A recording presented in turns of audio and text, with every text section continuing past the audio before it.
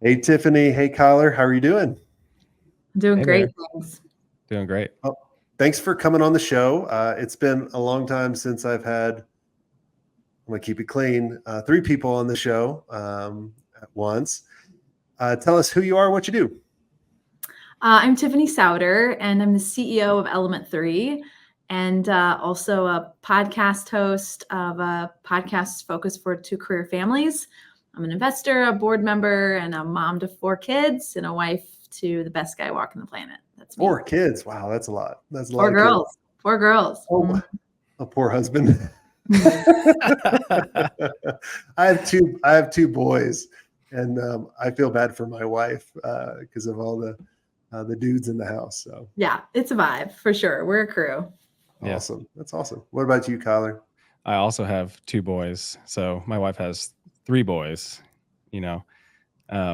So yeah, I'm Kyler Mason. I'm the president of Element 3. Yes, have 2 boys and yeah, I've been with Element 3 for it's going on 11 years now. Awesome. Well, you guys have been around for 20 years. So how did this get started?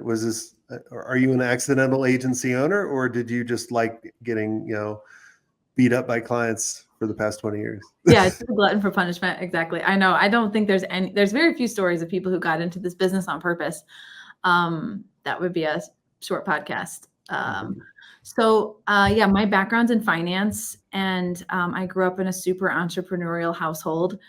And so my 25-year-old audacious self, I was working at a big pharmaceutical company as a financial analyst.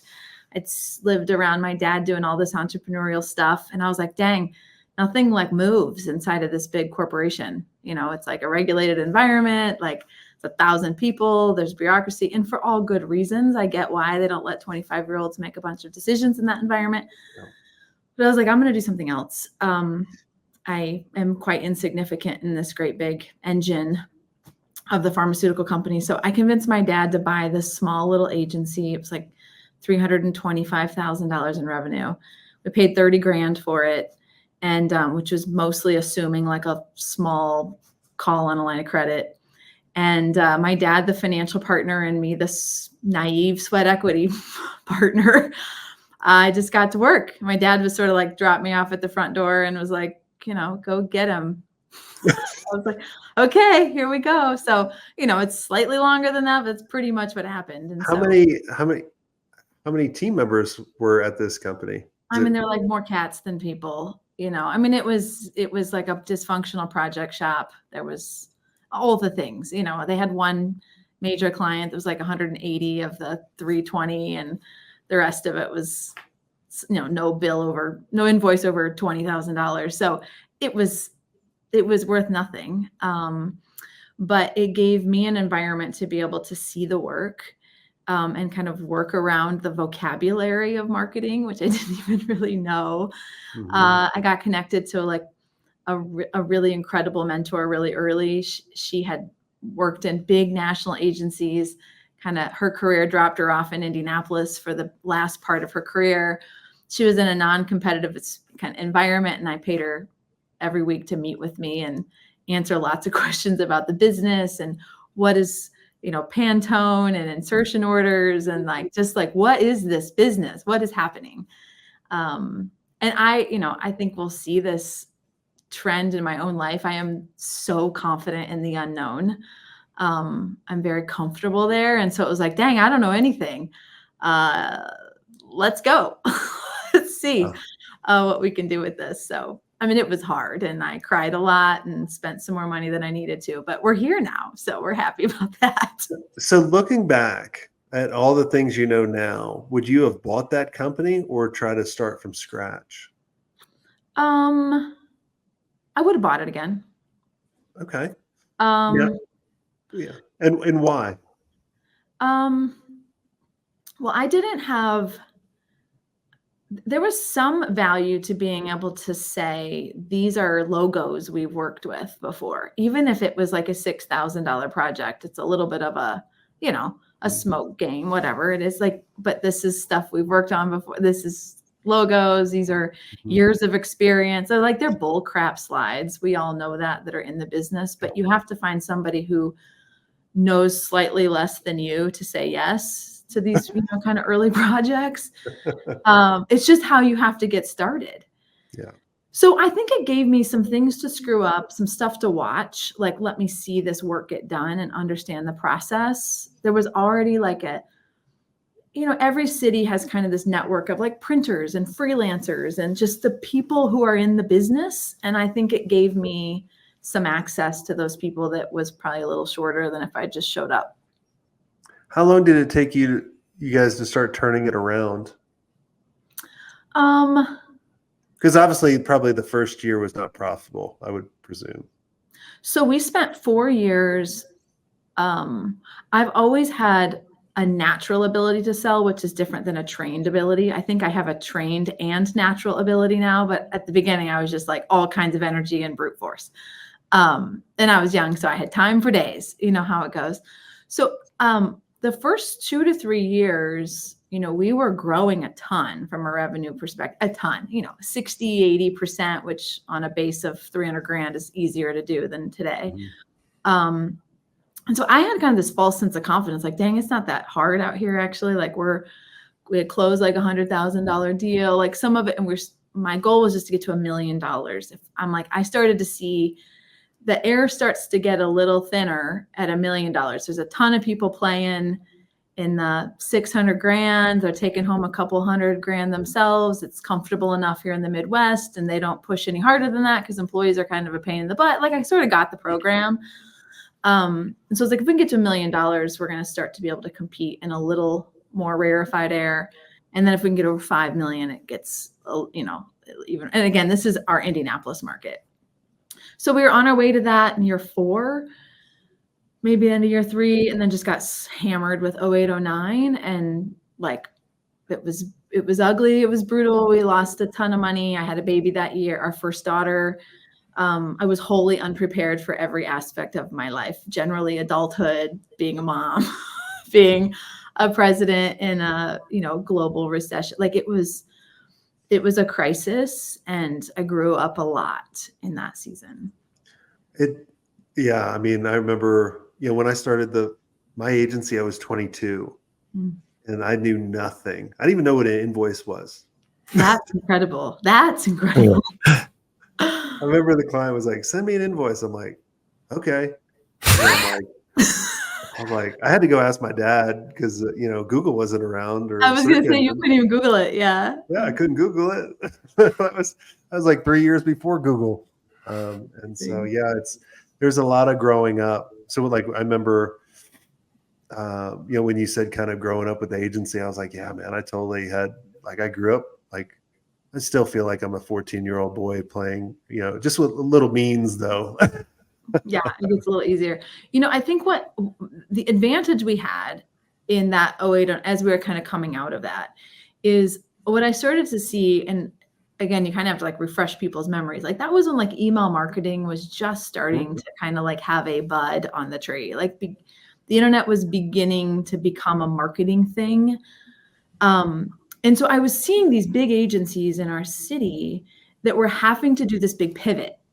All their revenue was kind of in the traditional media. They had media teams and research teams and not really a lot of analytics capabilities. And it was really dominated by a creative mind. And I came from the finance side of the world. I was very comfortable in Excel and spreadsheets and lots of numbers and trends and variance and like all that vocabulary. I could talk about a P&L. All that vocabulary is like very proficient for me.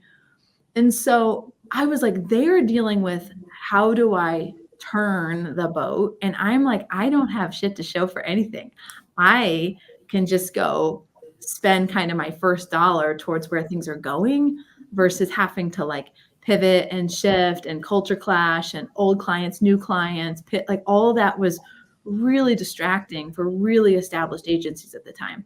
And so I kind of saw that was coming.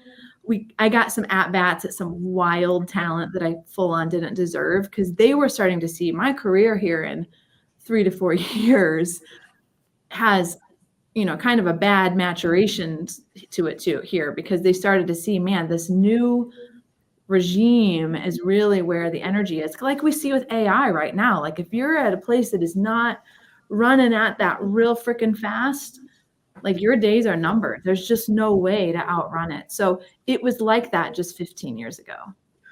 Yeah, I remember, we went through the dot bomb, the 9/11, '08. I remember we were in the financial district in Buckhead in Atlanta.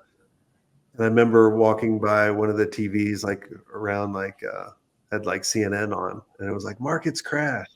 And I just turned to my partner. I was like, "Oh, this is gonna be so good for us," because I knew like all these people are just gonna crash even more. Because I remember like with the dot bomb and all that, I was like, "Hey, this is our opportunity." Mm-hmm. And I was very naive too, so I didn't know right, like, and so I could make faster decisions, and I didn't have anything to lose either. That was the awesome part. Like all these big companies, if they want to pivot, like they're gambling quite a bit. That's why I always appreciate smaller companies. Yeah, and we're in a season of life where you can make 30 grand or 90 grand or 130 grand. It's kind of like all this. It's like, we just didn't have any overhead in life either, and that helps. Today it would be harder. I got 4 kids and all the crap and the activities and all the stuff. It's like it's a certain amount of overhead. Let me ask you if you did this. So I presume you guys have offices, and you had offices pretty much the whole time? Yep. Okay. In the very beginning, how big was your office? The very beginning? Mm-hmm. Yeah, like, I don't know, 1,500 square feet. Okay. Did you have enough people to fill it? Oh, yes. You did? Okay. Yeah. Our first office was 3,000 square feet. We didn't have enough people to fill it. So where I was getting to, we used to set up a bunch of cubes all over, and then we put all kinds of fake pictures around, and we would only invite our clients over. That's when clients used to come see agencies. Yeah. We would only invite them over around lunch. So we'd be like, "Oh, everybody's out for lunch." No. I feel like we've had a little flavor of that when we were in the pyramids, Kyler. Yeah. We were busting at the seams when I started, which was 2013, I think. Mm-hmm. Yeah. And how did you come into the agency? What was your first job, Kyler? I was like a digital marketing intern pretty much. I had experience, but I was our first digital marketing hire. And okay. Tiffany, do you remember the like story and the interview process that I told you? Yeah. About my plan and everything. Mm-hmm. So I'm interviewing with Tiffany, and I'm like, really excited to come here. This is a stepping stone for me. I want to be an entrepreneur. I want to get experience with like a more well-rounded set of experiences and, taking companies to market and marketing, because previously I was just doing SEO. So it was a very focused lane. I was talking to Tiff, and I was like, so I'm only going to be here for 5 years. And I'm going to kick ass while I'm here. And then I'm going to probably go do my thing. Well, at 11 years later, here I am. And very happy about it. But I was very focused on, be on track according to my plan of starting my own business. So let's dive into that, because on both fronts, because I think that's quite interesting. Some agency owners would hear that and they'd go, "You want to start your own business? Shit, I'm going to create my own competition," and they wouldn't do it. Right. And then other people would be like, "Hell yeah, I'll help you." Right. Let me get as much as I can out of 5 years. Maybe you go create a business that turns into a client, all that kind of stuff. So my question to you, Tiffany, is how were you thinking about that? Were you like, "Oh, this person's amazing. We'll see about that. I'll coach them." Walk me through it.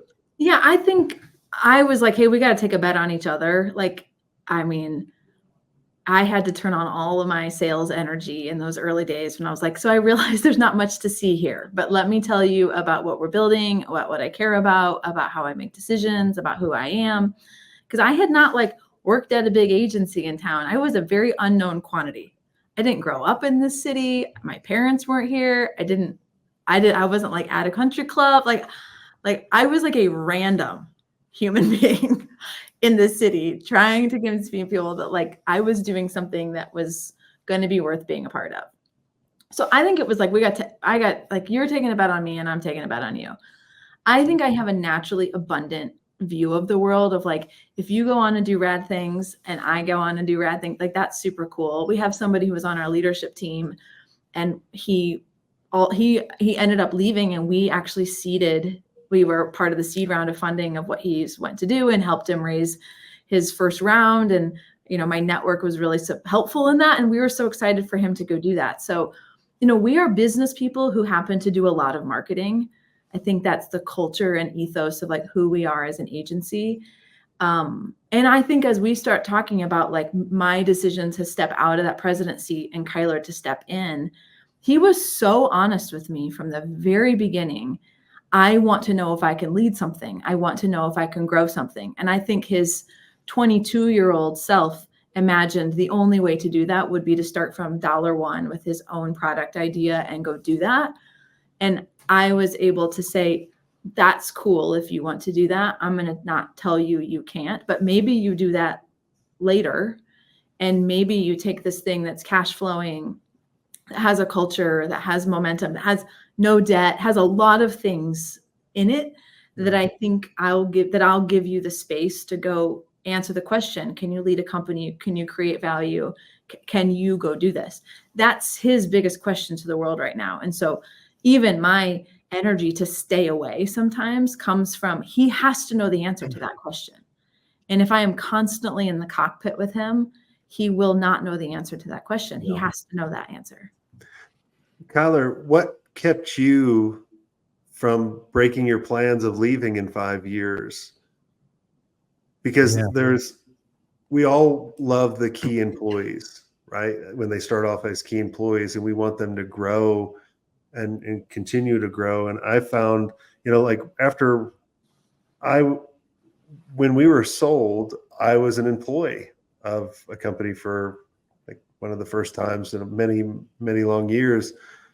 And I was excited about it because it was new. But then what I quickly learned, when I didn't like the leadership and they demotivated me, I was like, I'm out.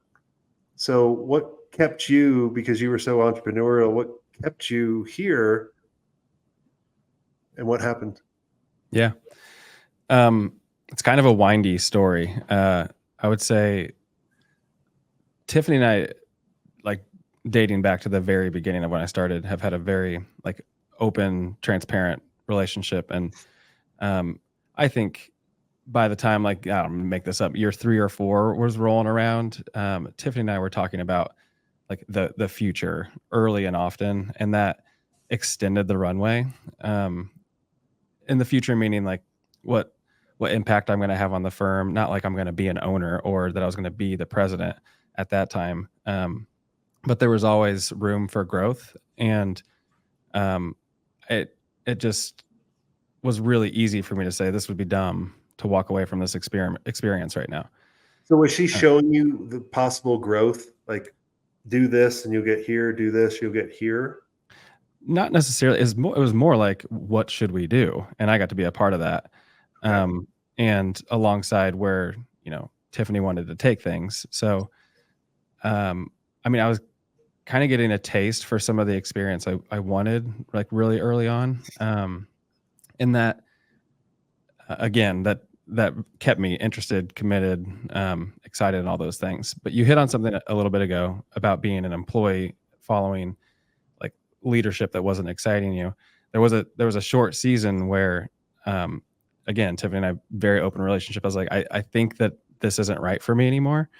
And it was around the direction of the company and some of the leadership on the executive team that I was like, this is probably the part where we kind of part friends. But again, that led to a lot of conversations and like lunches and dinners and stuff where we're talking about, well, what needs to be fixed. And not that I'm like the most critical person at the time, but Tiffany listened. And I think that meant a lot to, again, extending that runway and making some important changes in the company. I think for everyone listening, to keep the best employees, they need to see what the success looks like, what the runway looks like. They got to feel significance. They got to feel contribution. They got to feel, like they can actually grow and make a difference. I think when employees and team members start to feel that they don't, then that's when they leave. Mhm. I And think whether Kyler reported to me or not over the last 11 years, it was important for him to like know what was in my head. And there was 1,000 like informal conversations that we would have about like what is he seeing about where things are going. And he is good, I feel like, at like trend spotting in the work and like this technology is coming and this is hot and this is going to fizzle, and like he's good at that. And I was like more big picture, here is what I hear my colleagues talking about. And we would like informally all the time be building bridges and connections. And I think it was stimulating to both of us, just like, this is fun and interesting. He was seeing that his observations were informing the direction of the company. But I also think when you have really high potential people, don't get out of this like skip level one-to-ones and like all this, and just they want to spend time solving with you. And I think that was the currency between Kyler and I, we never surprised each other. Like we never, it was all, we always were said exactly the thing. that's great. When did you get to a point where you knew you wanted to give ownership? It was connected to him taking the bet on being president. I think for me, it was a couple of things. It's very satisfying for me to see that a company that my 20 something year old self built may make he and his family millionaires. That is like very satisfying to me that could happen for his future and his kids and all of that. The other is like selfishly, is like, I want us to be very financially aligned. If I am not here all the time, I want to know that he is thinking not just in the short term of the business's profitability, but also what's in the best interest for ownership. Obviously, there's a fiduciary responsibility inherent to his role, but it's true. You think about it differently when you're compensated in the exact same way as the rest of the ownership group.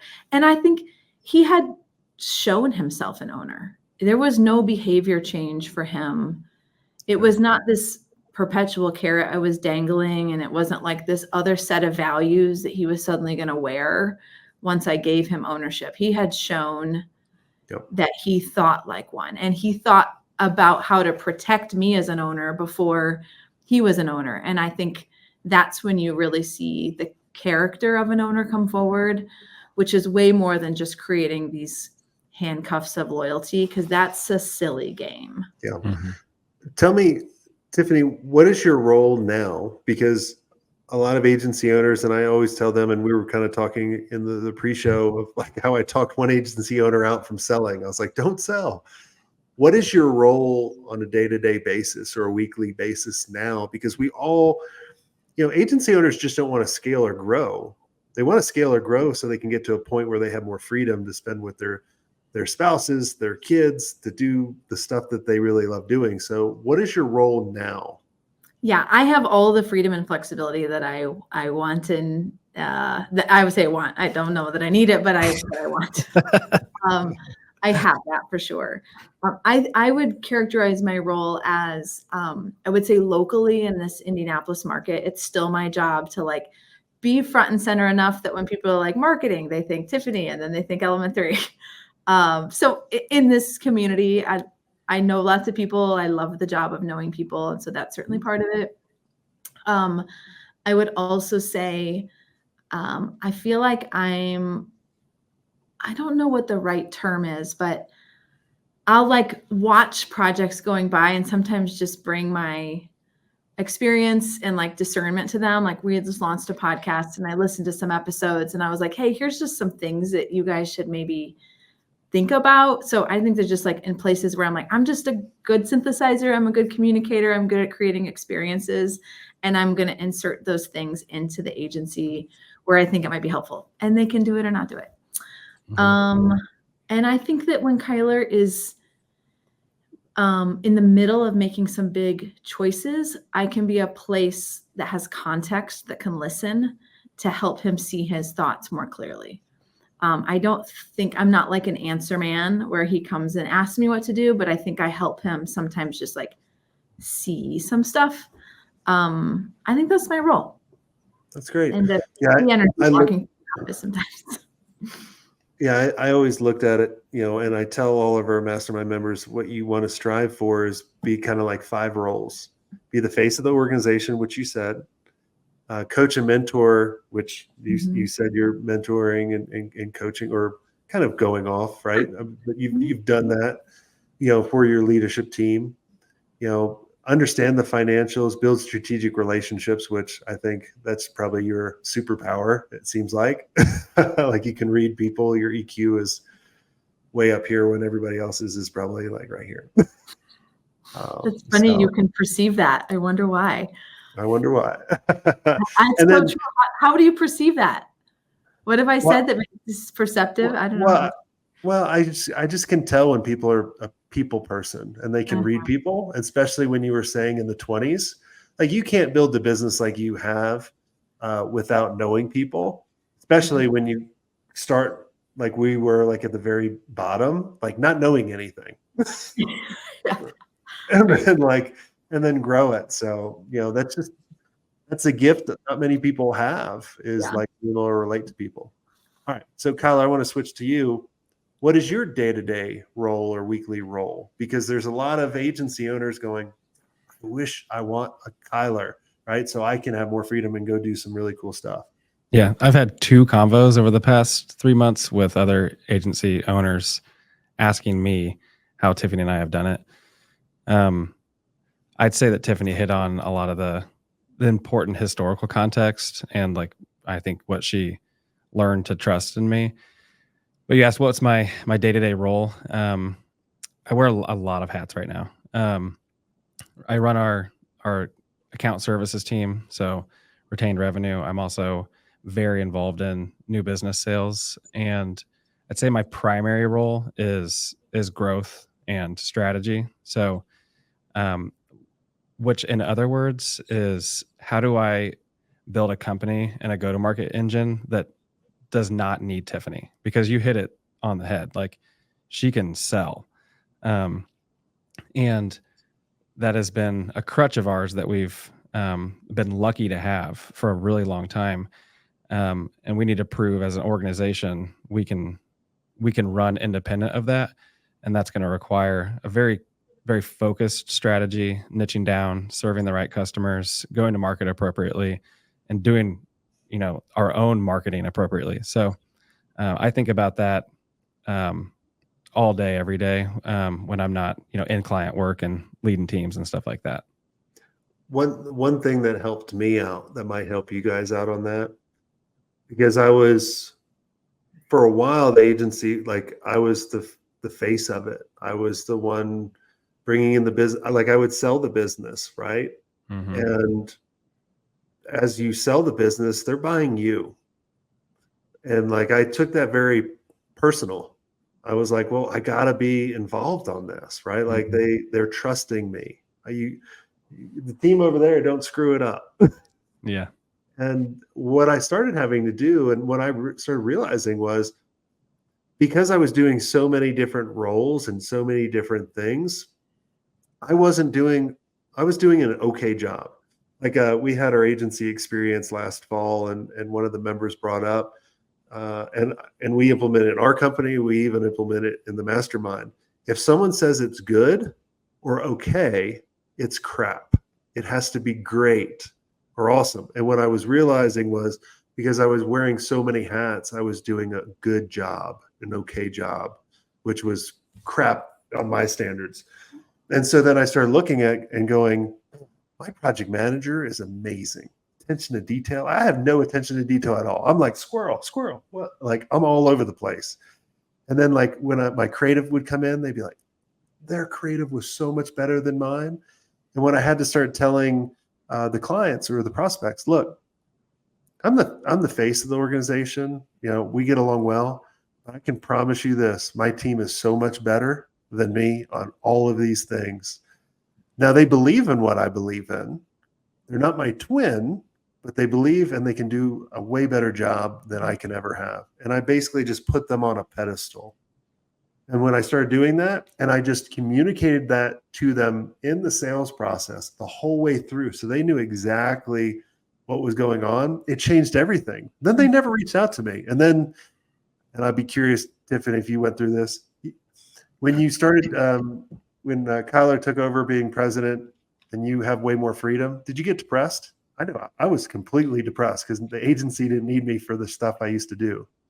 Yeah, I already had some other projects that were moving along, so I had a place to put my energy.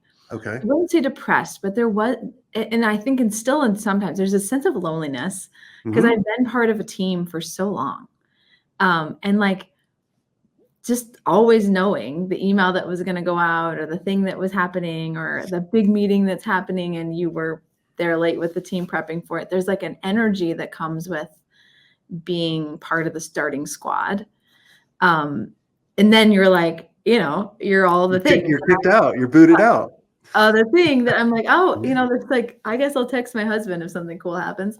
So, it's just, I think being part of a team, I have a part of my reason for stepping aside. I have like 4 reasons, but one of them was I had told myself when I was young, when my kids are in middle school, I want more flexibility. Mhm. And so my oldest started middle school and I had no flexibility. And so I was like, wow, I really have not delivered on this for myself, or for our family. And so I've had to shift the definition of team, kind of team one, from my E3 team to my family is my team. And that it took a while for my brain to register anything that I was doing inside of my home as productive. I have a lot of help, so I'm not like, folding towels necessarily, but my body was like, I didn't do anything today. It's like, I did a lot of things. It's just the tally marks were not going up in the same way as when I left the house at 7:22 in the morning. My first meeting started at 8. I had, like all of the things.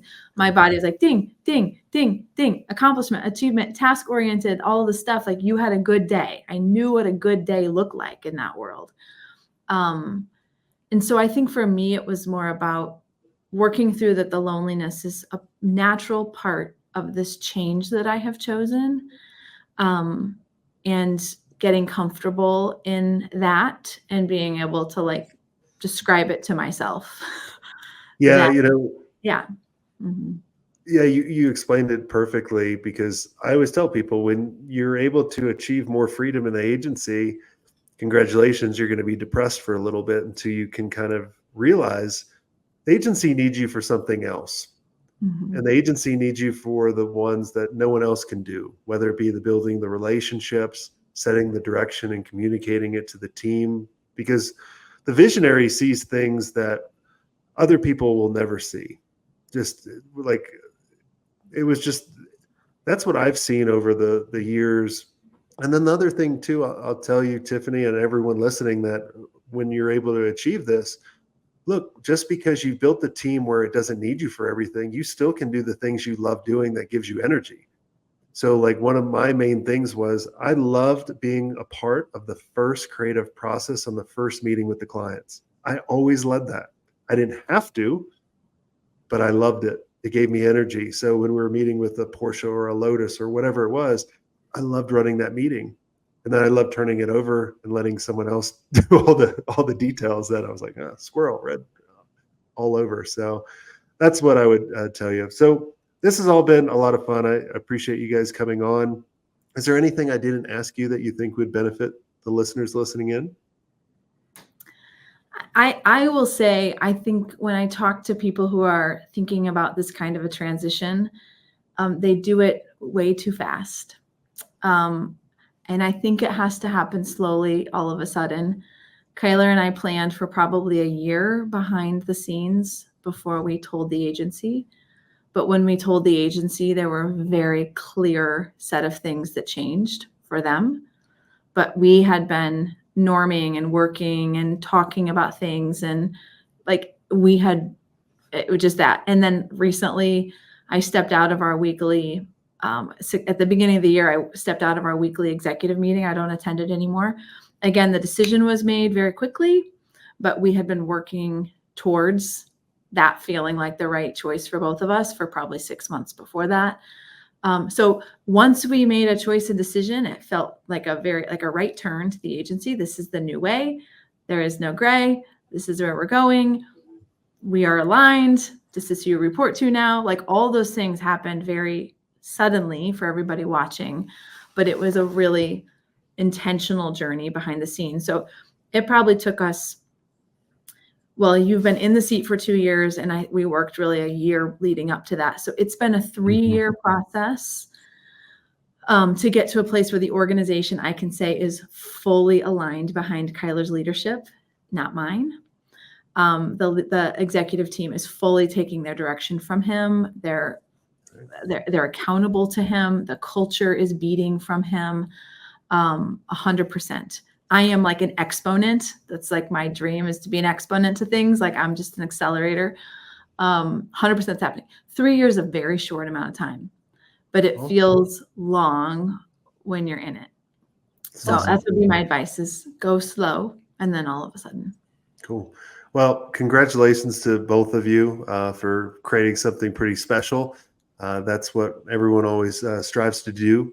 And for everyone listening, make sure you guys are kind of looking ahead and thinking about, not being reactive, being more proactive, and take your time. And everything great happens with consistency and persistence. And until next time, have a swank day. I hope you enjoyed this content. If you want more content like this, make sure you click on the link on the screen or check out your most popular podcast platform where the full episode is there. And until next time, have a swank day. What are you doing? Go check it out.